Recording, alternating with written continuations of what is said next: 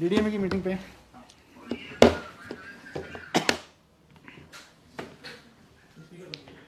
अरे यार रिंकू वो नोट पैड उठा के लाना फटाफट।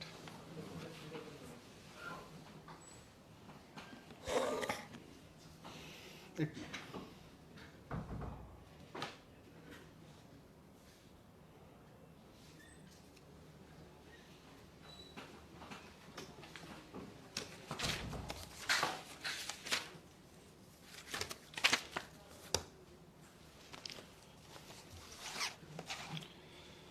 नमस्कार। दिल्ली में और दिल्ली सहित पूरे देश में ओमिक्रॉन जो वायरस है, कोविड का वेरिएंट है, उसका ग्राफ लगातार बढ़ रहा है, उसके केसेस की संख्या लगातार बढ़ रही है।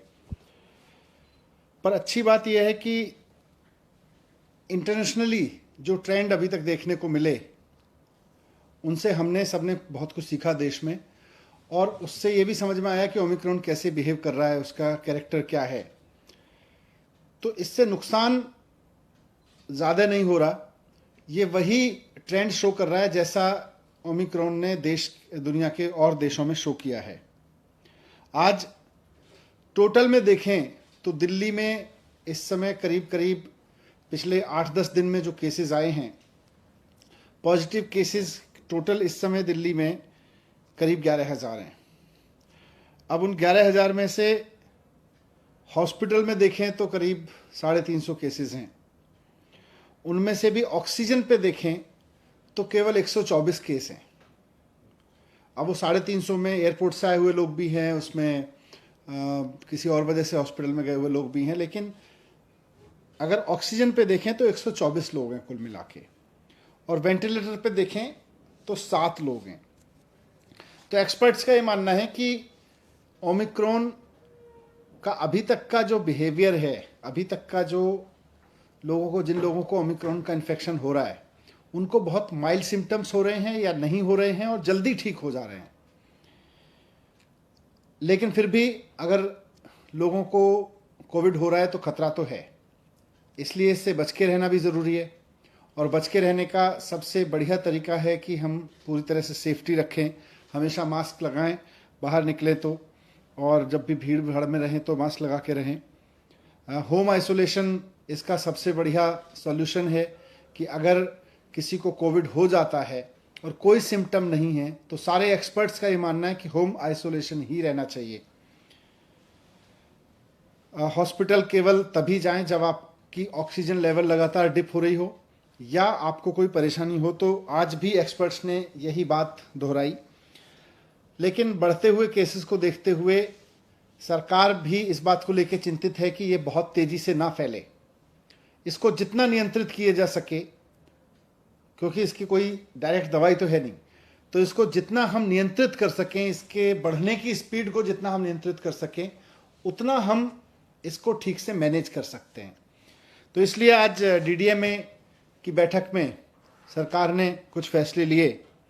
उसमें सबसे इम्पॉर्टेंट है कि दिल्ली में सैटरडे और संडे को यानी वीकेंड्स पर अब कर्फ्यू रहेगा। तो लोगों से अपील है कि कर्फ्यू के दौरान बाहर ना निकलें, बहुत ज़रूरी होने पर हॉस्पिटल या कोई बहुत एसेंशियल ज़रूरत पर ही बाहर निकलें, लेकिन सैटरडे संडे को कर्फ्यू का पालन करें, घर में रहें, वर्क फ्रॉम होम करें या परिवार के साथ बैठें। दूसरा, केसेस ना बढ़ें इसलिए ये भी फैसला लिया गया कि जितने भी गवर्नमेंट ऑफिसेज हैं उनमें एसेंशियल सर्विस वाले ऑफिसेज को छोड़कर सबको अभी दफ्तर आने से मना किया जाएगा और केवल ऑनलाइन या वर्क फ्रॉम होम कराया जाएगा। तो government offices work from home mode पे रहेंगे या ऑनलाइन मोड पे रहेंगे। प्राइवेट ऑफिसेज को 50% अलाउ किया जाएगा, वो 50% कैपेसिटी ऑफलाइन रखें और 50% ऑनलाइन या वर्क फ्रॉम होम रखें। एक और समस्या अभी पिछले दिनों में आ रही थी कि जो हमारे बस स्टॉप्स हैं दिल्ली में, लोग क्योंकि किसी न किसी काम से बाहर निकल ही रहे हैं, तो जो बस अड्डे हैं, बस स्टॉप्स हैं, बस स्टैंड हैं छोटे छोटे, और जो मेट्रो के स्टेशंस हैं, वो सुपर स्प्रेडर बनने का खतरा आ रहा था, क्योंकि आधी संख्या कर दी गई थी मेट्रो में कैपेसिटी की और साथ साथ बसेस में भी कैपेसिटी की, वो आधी कर दी गई थी संख्या। और उसकी वजह से मेट्रो स्टेशंस पर बहुत लंबी लंबी लाइनें लग रही थीं, बस स्टॉप्स पर बहुत लंबी लंबी लाइन लग रही थी, वहाँ भीड़ हो रही थी, कई जगह भीड़ अनियंत्रित भी हुई। और ऐसे में कोरोना ओमिक्रॉन जो है वो सुपर स्प्रेड हो सकता है वहाँ से, इसलिए इसको देखते हुए ये भी फैसला लिया गया कि बसें और मेट्रो पूरी कैपेसिटी पे चलेंगी, लेकिन एक भी व्यक्ति को बिना मास्क के अंदर अलाउ नहीं किया जाएगा। तो अगर आप बस में जा रहे हैं या मेट्रो में जा रहे हैं तो बिना मास्क के आपको किसी भी कीमत पर अलाउ नहीं किया जाएगा, ना सिर्फ चढ़ना बल्कि वहाँ यात्रा करना भी अलाउ नहीं होगा। लेकिन बस और मेट्रो अब फुल कैपेसिटी पे चलेंगे, ये भी डिसीजन लिया गया। एक बार फिर से मैं कहूँगा कि घबराएं नहीं, घबराने की ज़रूरत नहीं है। मास्क को एक हथियार बनाएं, साथ साथ बहुत ज़रूरी हो तभी घर से बाहर निकलें, और जब निकलें तो अगर मेट्रो या ट्रेन से बस से जा रहे हैं तो उसमें भी ध्यान रखें कि मास्क लगा के चलेंगे। लेकिन सैटरडे संडे पूरी तरह से कर्फ्यू रहेगा। सर, कर्फ्यू रात में और दिन में उसको थोड़ा सा बता दें कैसा? नहीं, रात में तो लगातार चल रहा है, ये दिन में भी रहेगा। और इसमें एसेंशियल सर्विसेज के लिए किन किन कैटेगरी को आप लोग? एसेंशियल सर्विसेज पहले से पिछले 2 साल से लगभग चल रहा है, तो खाने से लेके और मेडिकल से लेके और पुलिस और इस तरह की जितनी भी चीज़ें हैं एसेंशियल सर्विस में, इमरजेंसी सर्विसेज में, फूड आइटम्स, सब्जी और ये सब को नहीं रोका जाएगा।